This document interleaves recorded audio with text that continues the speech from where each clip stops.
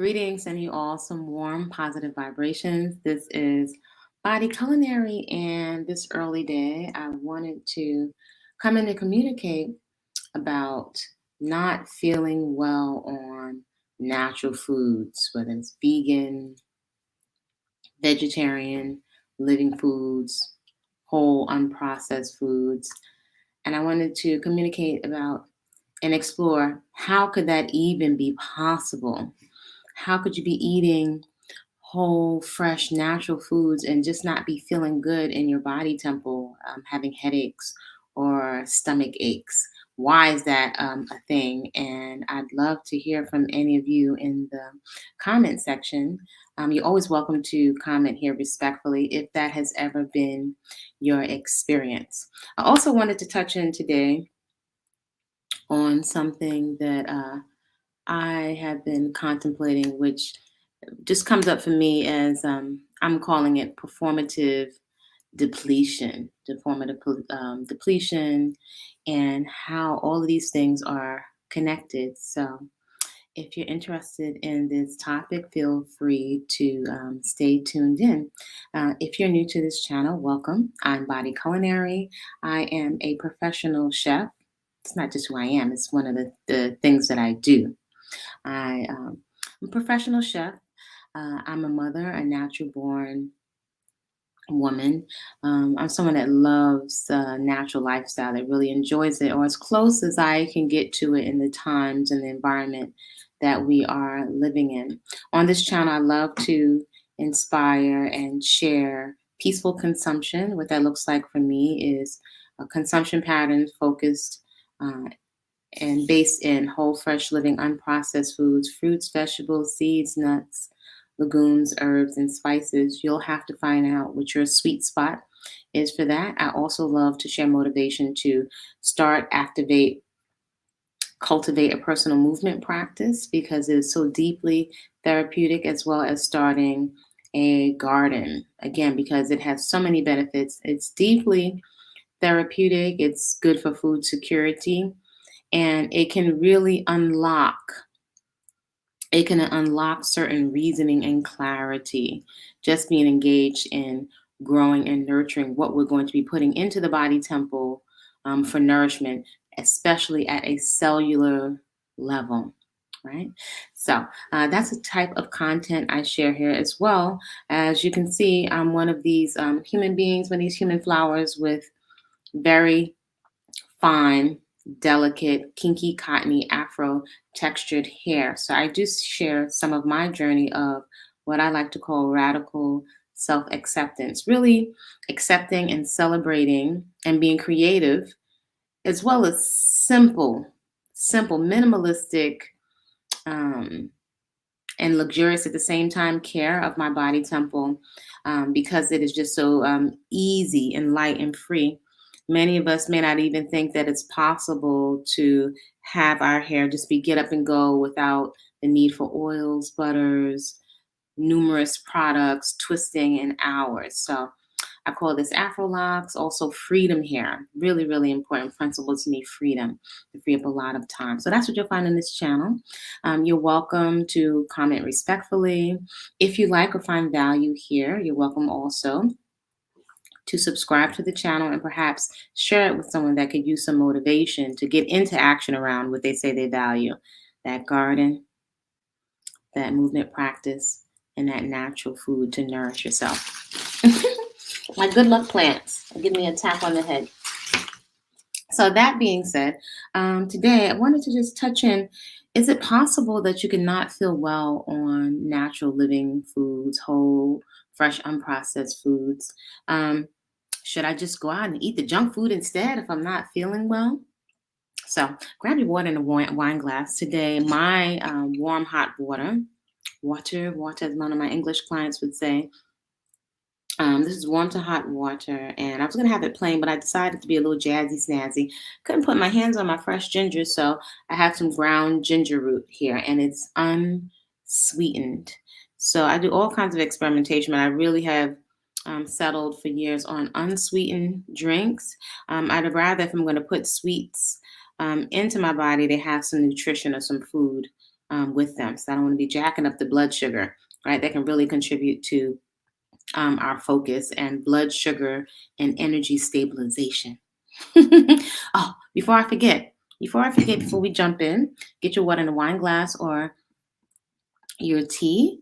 There are a couple of resources for folks that have questions for me. I did put together a guide called Whole Living Foods in the Hood with menus to fit your budget. That is not particularly all of the recipes that we go through. However, it is extensive in providing visuals of exactly what I have been doing for many years, well over a decade, maybe 12 years and beyond, but 12 years as consuming pretty much exclusively whole, fresh, living, unprocessed foods. As a chef in the recent, I was saying this recent year, I've done some experimenting, going back and preparing some foods that are lightly cooked for clients. Of course, I've tasted, and I'm not interested in shaming myself. I don't recommend you do it either over food. That's a big, that shame thing is comes through the back door around food. We shouldn't be having, let me not say we shouldn't. I can't tell you what to do, grown folks what to do. However, I don't find that it's beneficial to create more phobias and fears and anxiety around your fuel consumption, which is why I prefer to call the way that I eat peaceful consumption, right? Finding the ratios that work for you and being okay and responsible for experimenting and finding the sweet spot. That way, you're not held hostage or holding yourself hostage following every personality that shows up on the internet. There is nothing to substitute personal accountability and responsibility for whatever you have done or are doing for years to your body temple. There's no way around that. There's no way around that. So I have chosen to take 110% responsibility for choosing my juicer and my natural foods in my garden as my primary source of health health insurance and health care. Right. That's what I can be responsible for, and that's what I have access to.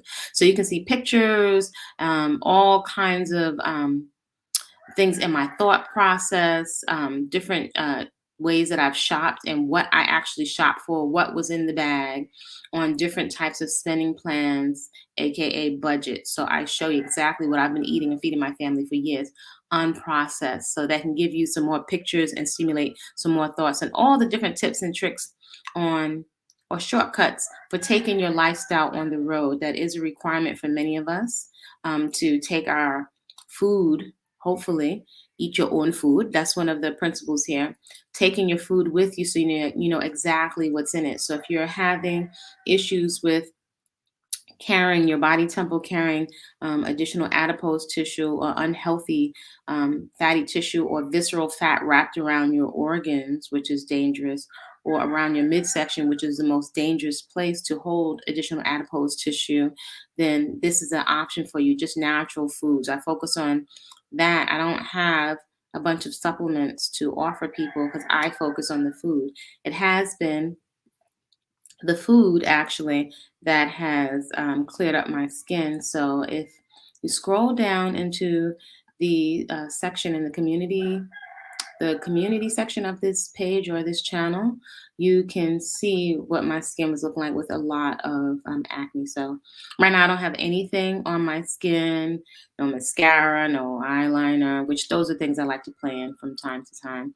But I feel good being able to wear my natural skin because it feels more comfortable. I really prioritize feeling comfortable, not just mentally and emotionally, but also physically, feeling like I can breathe. I don't like to be constricted by, very tight fitting clothes or too many hats and scarves and definitely a whole bunch of makeup.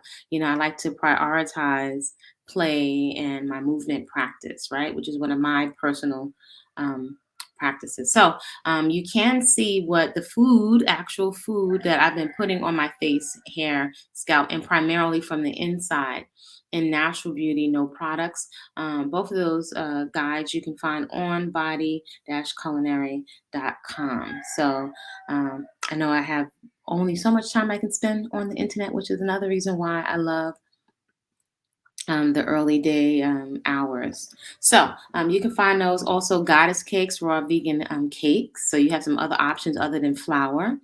Natural healthy eating for men. That webinar is there as well, and you're welcome to come and to do a movement session with me early in the day.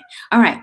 So that being said, how is it possible that you could not feel good on living foods? Isn't that supposed to make everything all better just because you're eating fruits and vegetables? And this can be for several reasons. You're welcome to chime in your experience.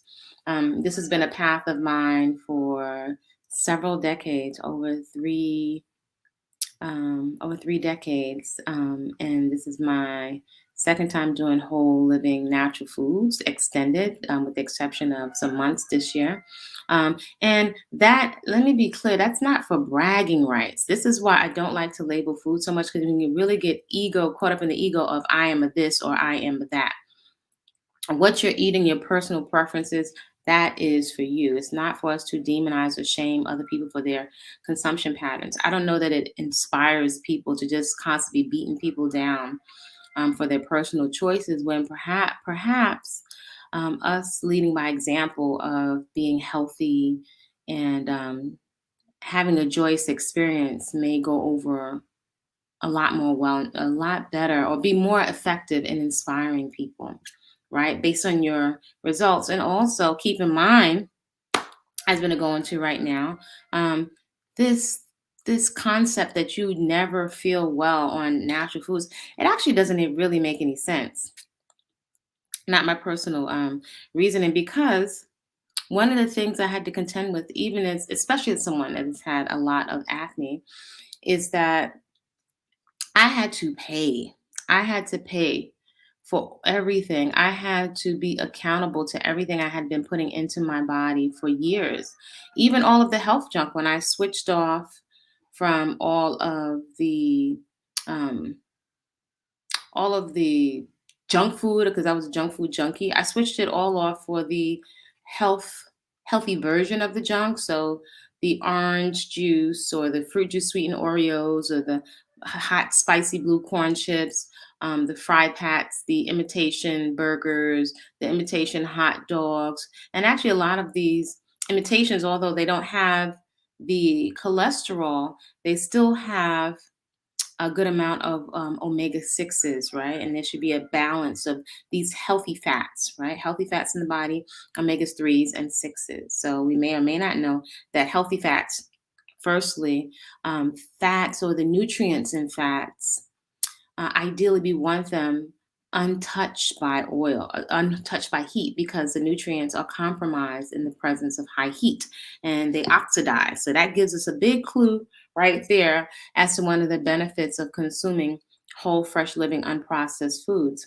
I can also share from my experience, yours may be different, definitely consistently over all of these years, that unprocessed whole foods behave much differently in the body than processed foods. Whole living fresh fats with water in a whole natural package, believe the natural package of the whole food and the shell and the fiber and the water behaves totally different than something that has been heat extracted, or even if it's cold pressed and sat on a shelf for very long and isolated, right, in terms of fats and oils that have had the other components of the food removed.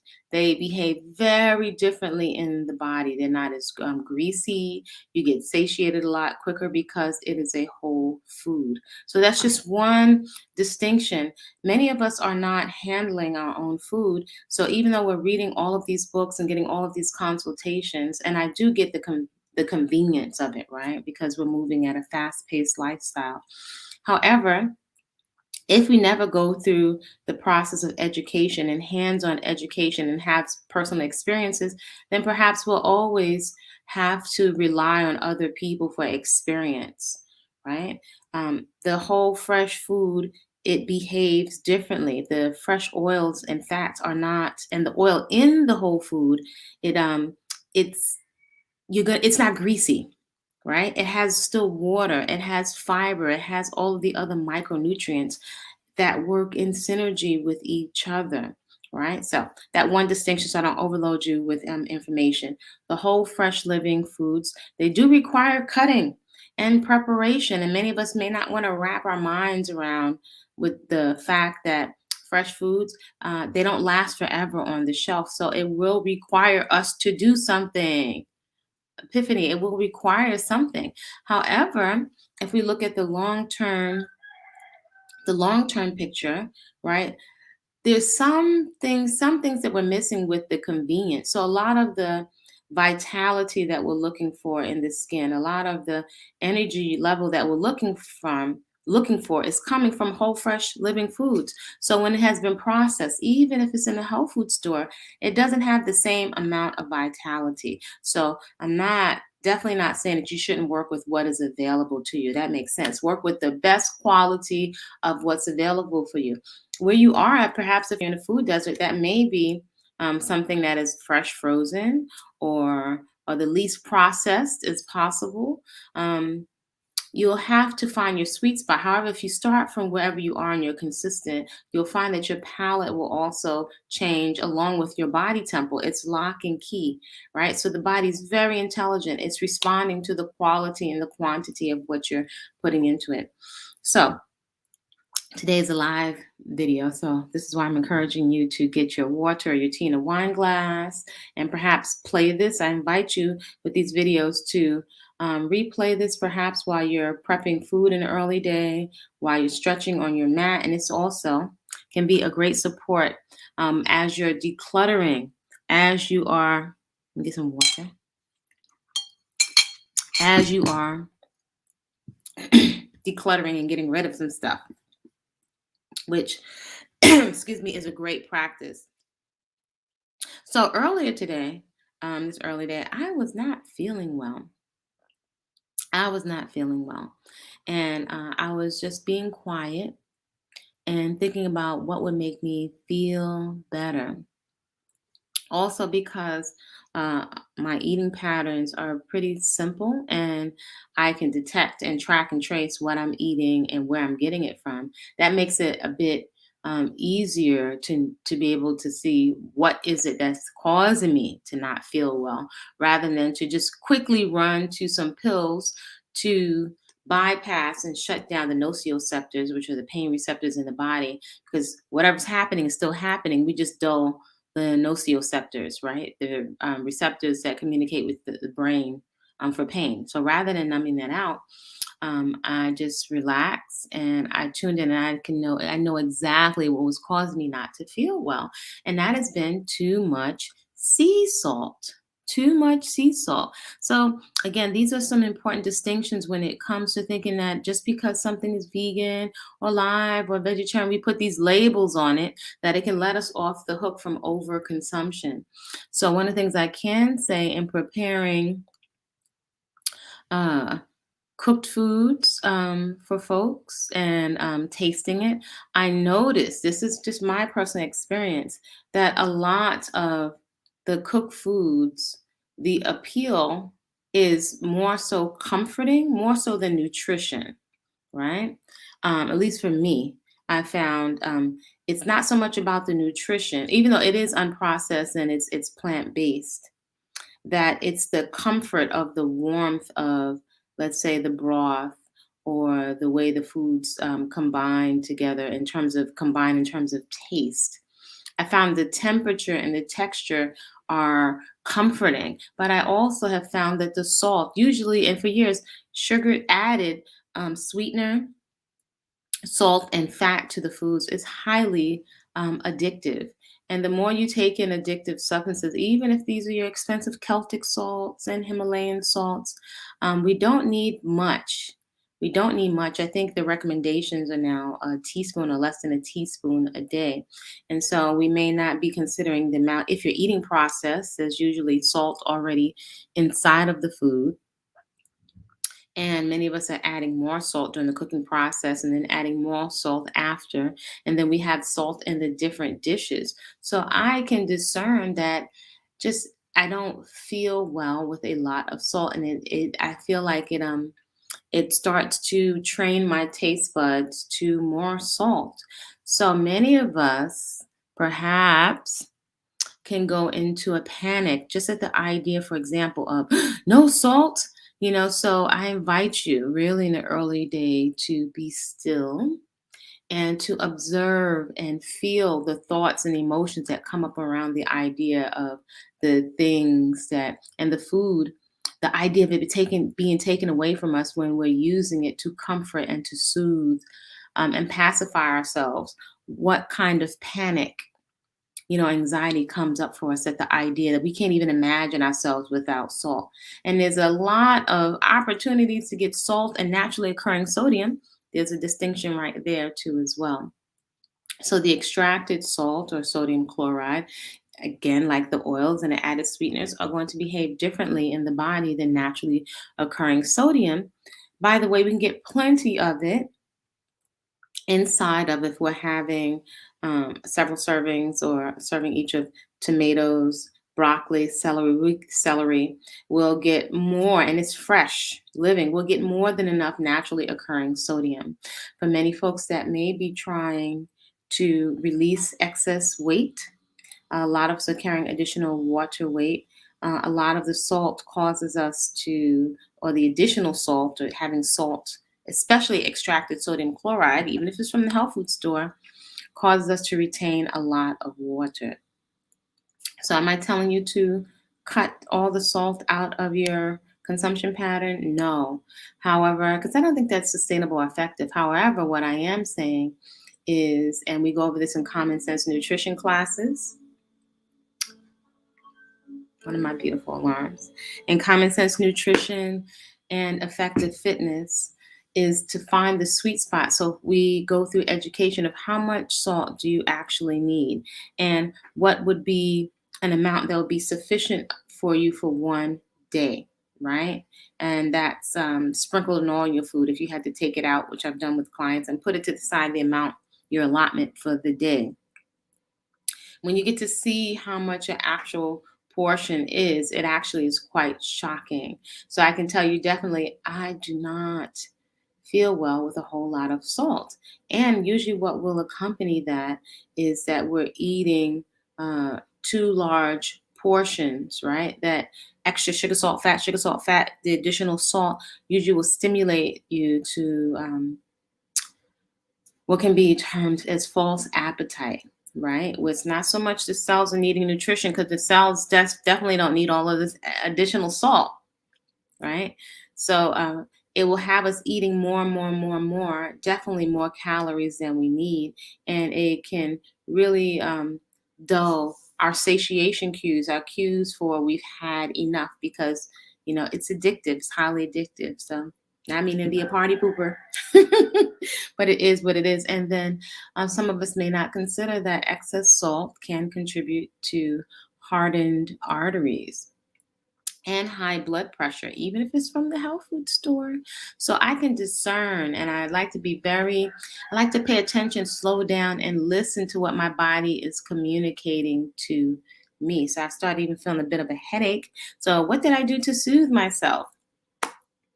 It occurred to me, grab some water, drink some water, and then some tea. And then also, I love to soothe myself. I jumped in the shower. I felt like I was getting a headache, right? And then also in the cycle, is usually several things going on. We say we don't feel well. Is I've been working extra and not uh, sleeping as much. So usually there'll be several things, right? So again, in the quiet hours, you can track and trace. You can start to track and trace, if you're not feeling well, where is it coming from? And it's not just, we say intuition. Intuition, just like I would call spirituality, if we even call it such a thing. I like to even say your divine onboard innate intelligence. It's something that you can literally get quiet and tune into and listen. It's a knowing, it's a quiet communication that's happening actually all the time. So, should I just run out and get some junk food? No, no, no, I'm not. Because I had a lot of sufferation with all of that acne and hyperpigmentation on my face, and have gone back and forth over the years when I do certain consumption or I intake certain consumption patterns, I get a definite result. And if we keep in mind the body's not in stasis, it's either going forward or it's going backwards, right? We reach a peak at a certain age, and then also the body starts to go on a decline. So I definitely want to know that I am putting deposits into the 401k of my body temple, my fitness, my energy level, my vitality, which would also save you a lot of money on buying all of these products. Meanwhile, you're neutralizing or taking away from the effect of the products with lifestyle habits, right? Same principle applies with detoxing, spending money on a really, really expensive detoxing kits only to retox again. So that says that something hasn't been addressed, or there's something we're not clear on mentally and emotionally. Something, even though intellectually we may know, better, or we have our eyes set on how we want to live in the results that we desire. The mental, something mentally, that knee-jerk reaction or that addictive pattern or that mindless autopilot pattern has not been addressed based on results. So it is possible to not feel well eating whole, fresh living and unprocessed foods if we're not paying attention to what's going on mentally and emotionally. And if we discount the fact that too much of anything is not good, especially when it comes to additional salt, fat, sweeteners. Now, fortunately, in the plant kingdom and queendom, we don't have the cholesterol that you would get from animal products. But we don't need to be so fast thinking that we'll let off the hook, because if we're eating too many processed foods, and I ate all the health junk, even all of the sausages and the links and all that. There were some actually really good ones and some good food technology out right now. At the same time, it would benefit us to really read the labels carefully, because I did find back in the day that there were some vegan cheeses and some other products that still had casein, which is coming from cows, and other questionable ingredients in them. So, one of the benefits of the whole fresh living foods is that is cut out of it. That's cut out of the picture, because we're eating the food as we can still recognize that. You see in that picture, I can see the papaya, the bananas, the okra, the tomatoes, the greens. I can still recognize the whole food. And I know that these foods are going to be um, rejuvenating to me on a cellular level. These are the foods we're buying all these expensive ingredients for the skin, but we're not taking them into the body temple, and they're hydrating, full of fiber, which is great for our gut.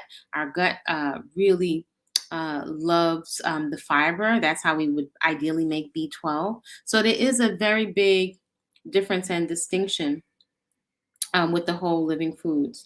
So let's go into some of the cycles in addition to the food, because quite often we're focusing only on the physical food. We're only focused on the physical food, and it's a much, much bigger picture than the physical food.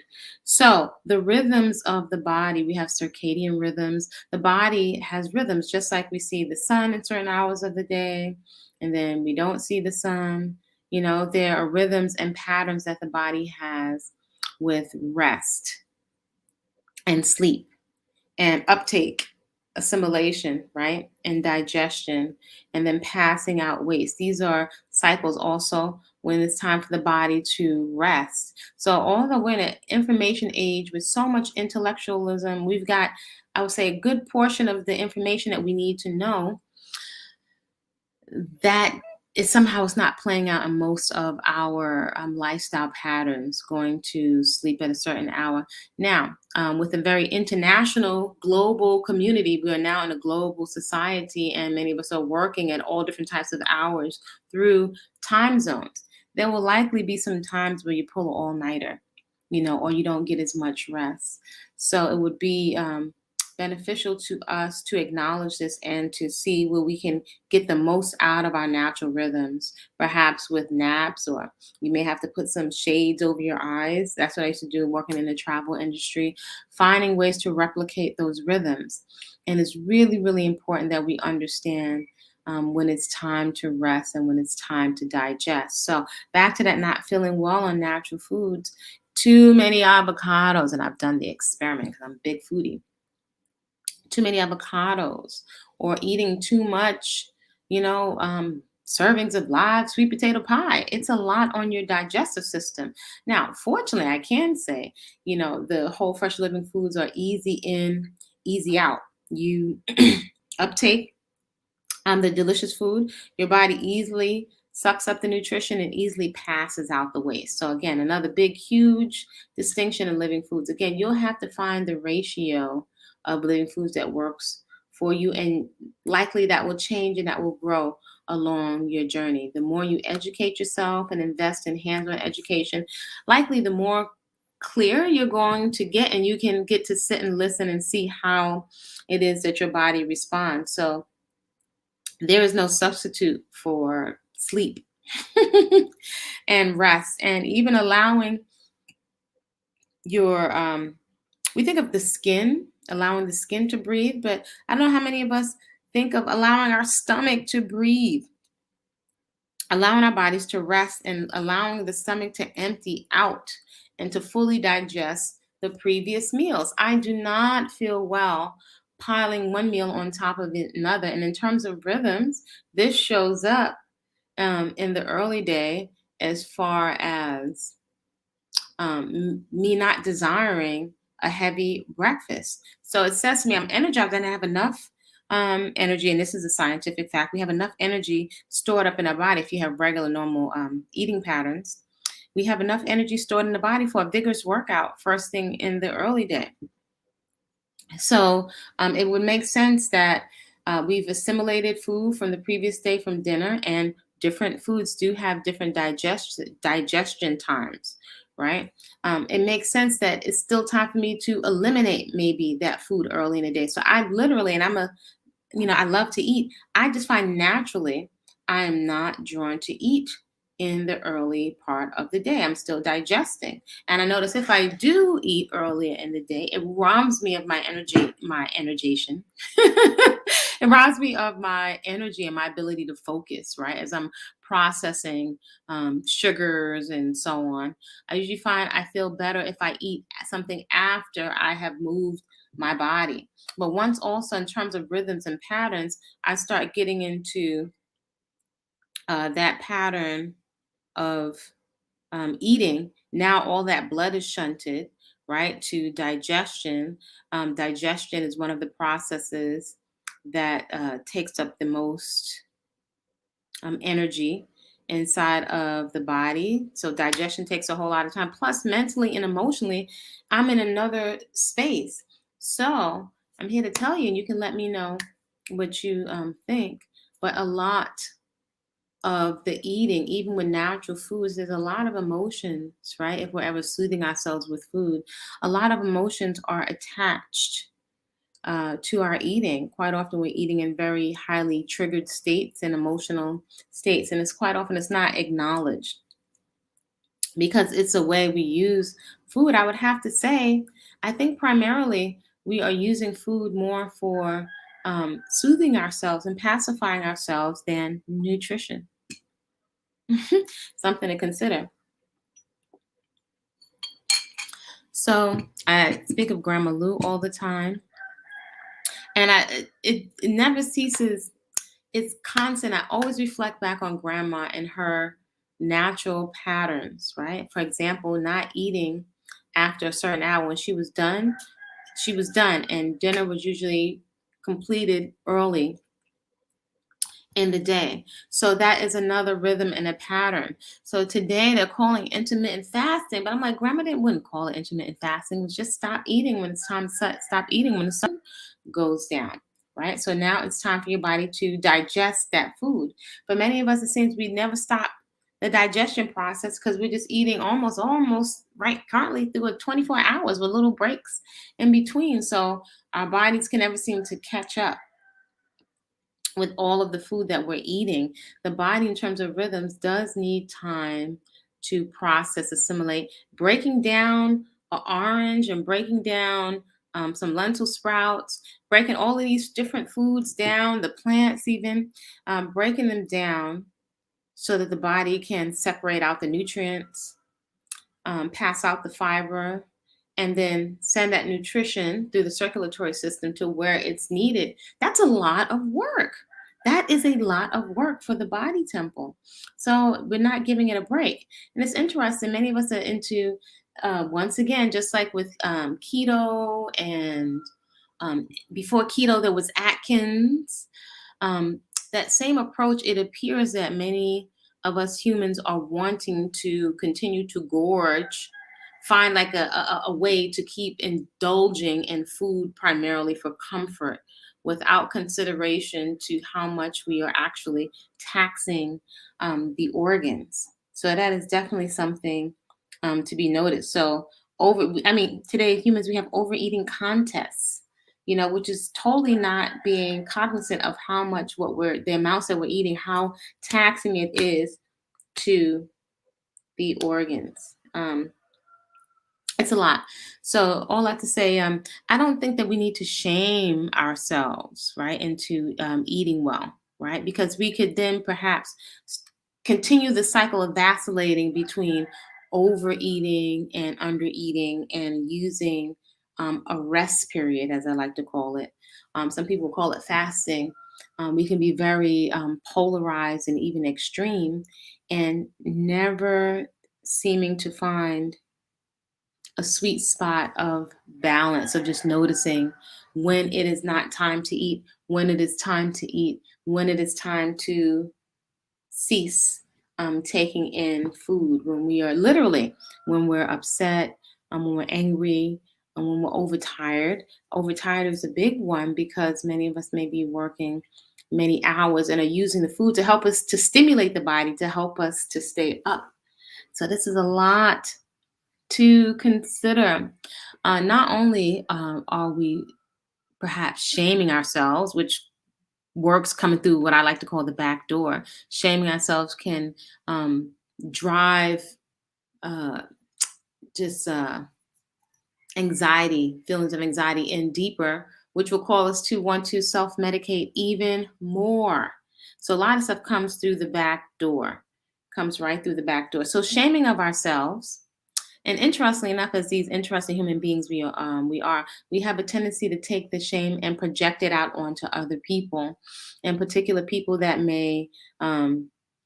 show up as having extra adipose tissue or an unhealthy fatty tissue on their body. See that you can see, but our judgments, which are usually projections or fears and insecurities around ourselves, will project it onto other people to shame them and make them feel bad about their weight. Really is not, that's not a good thing.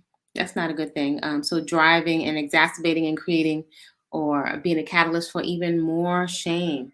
So, those people should be ashamed of themselves. Okay.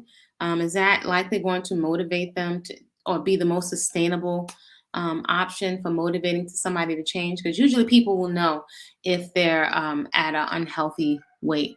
So if we already know, I invite us to consider that there's something else going on. Usually physiologically, with us being addicted to substances, even quote unquote foods, definitely recreational eating. Something going on physically, definitely emotionally and mentally. So if we can't help them and we can't inspire them, then what are we doing? Because I think folks are in need of a lot of at least thoughts of empathy and compassion. You can't do somebody's work for them, but holding space.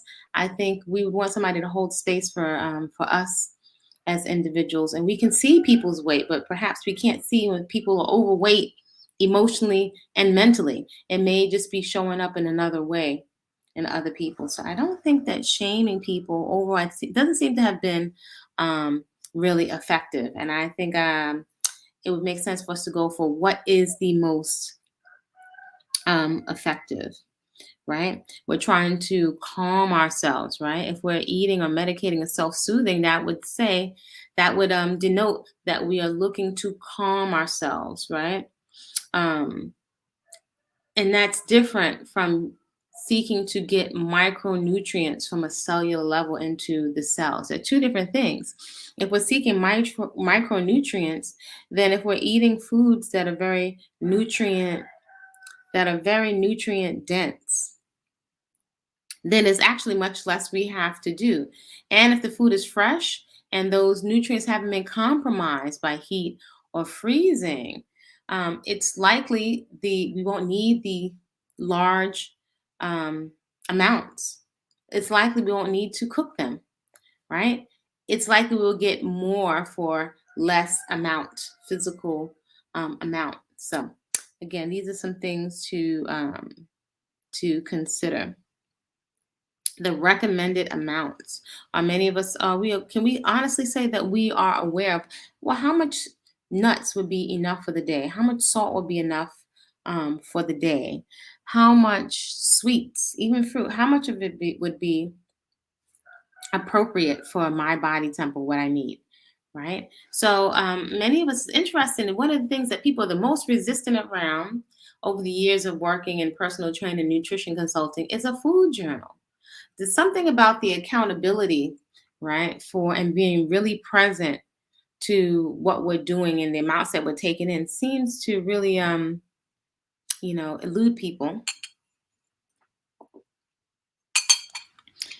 It appears many of us are unwilling to see, because perhaps that may result in us taking our food pacifier away. And that's deep. You don't just take a child's pacifier. So these are some things definitely for us to consider and to explore. So now something else that can be contributing to us not feeling well and coming through the back door is what I'm calling performative depletion, right? When we're feeling depleted and wanting energy, this can also come through the back door, and show up in our eating patterns and our eating practices. So performative depletion, what do I mean?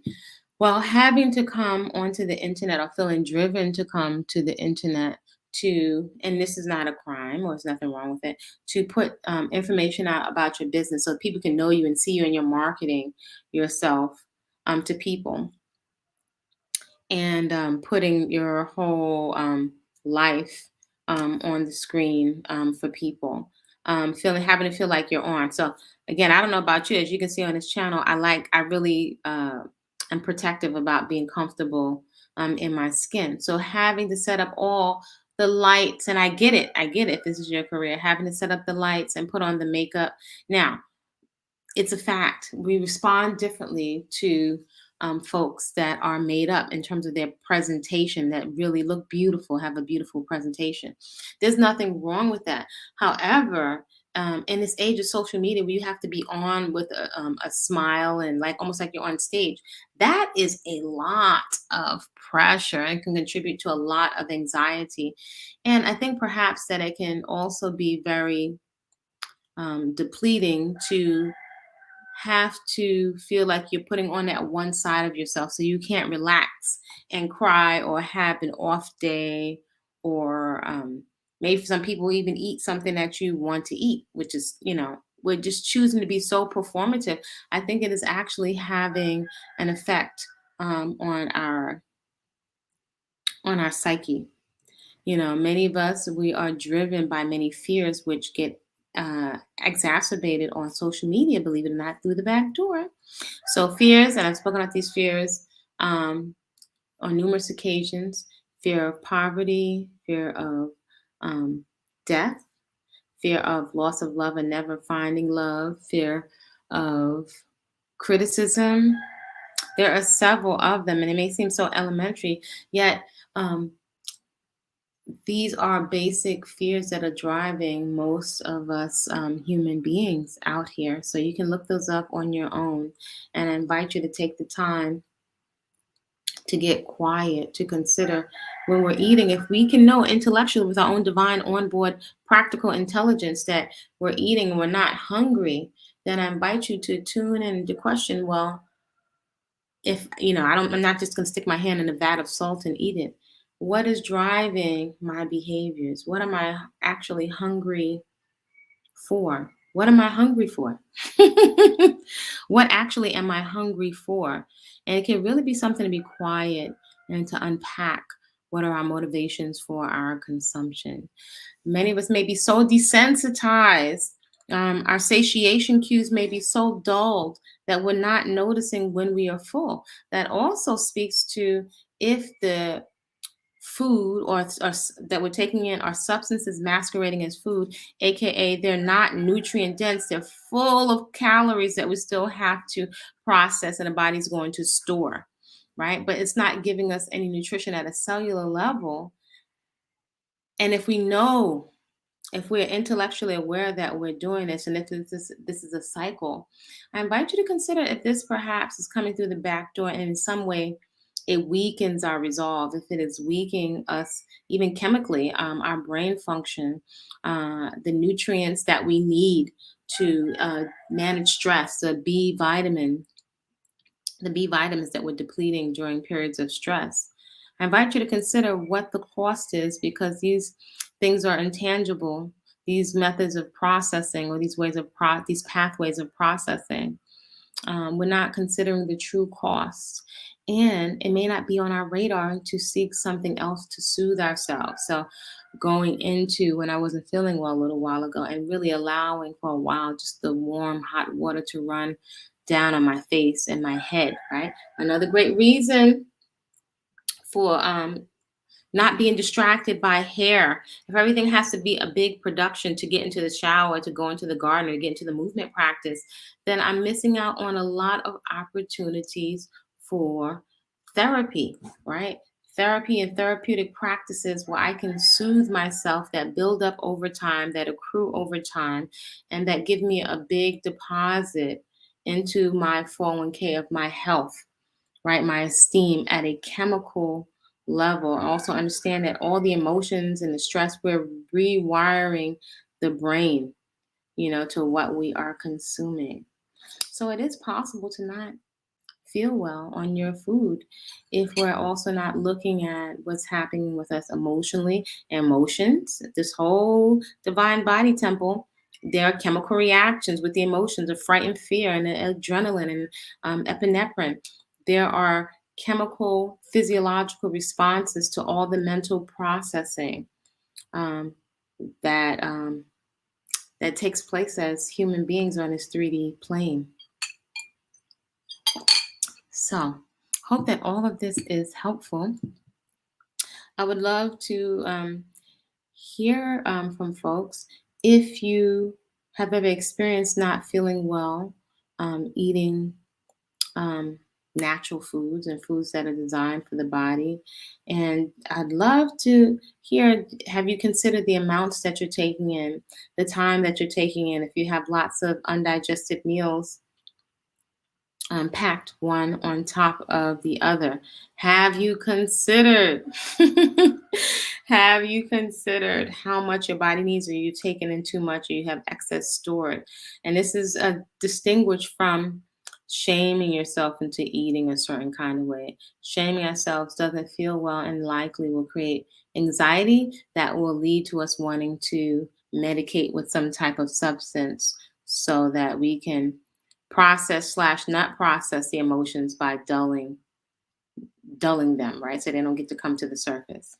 So I hope this has been helpful. Let me know if this is a helpful video for you. You're welcome to reach out to me for consulting if you have other questions, as well as take advantage of those guides that are there. And I invite you to consider taking 110% responsibility for your health. Who else has it in their best interest, right? For you to be healthy. You can get that guide, Natural Beauty No Products, that is available on body-culinary.com. The guide, Whole Living Foods in the Hood with Menus to Fit Your Budget. That is available. Goddess Cakes, the workshops, and there's some other ones. Really love to dig into what is driving a lot of the behaviors. Food is big, but it's bigger than just the food. The food and the way our bodies respond to what we're taking in is just a symptom. So I'm inviting you all to create a great day on purpose. because you said so. I invite you to relax into some quiet time as you're preparing beautiful food for yourself and beautifying your home space, hopefully communing with some plants and getting into your movement practice. And you can follow Body-Culinary on Instagram. You can see more of travels and creations with food and in the garden, and also on TikTok, Kwasa with a K, peaceful, full as in full belly, Kwasa peaceful eating on TikTok. Y'all create a great day, and I will see you soon.